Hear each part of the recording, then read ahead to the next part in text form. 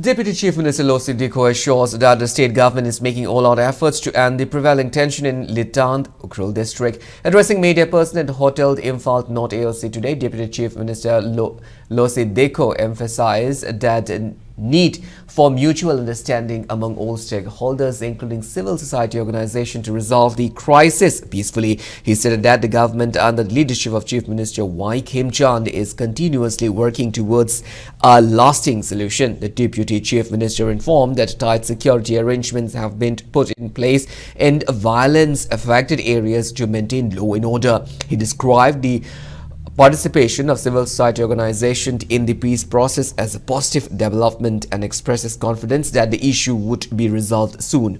Dikho also said that a formal investigation is underway to determine the exact cause of the Litan violence.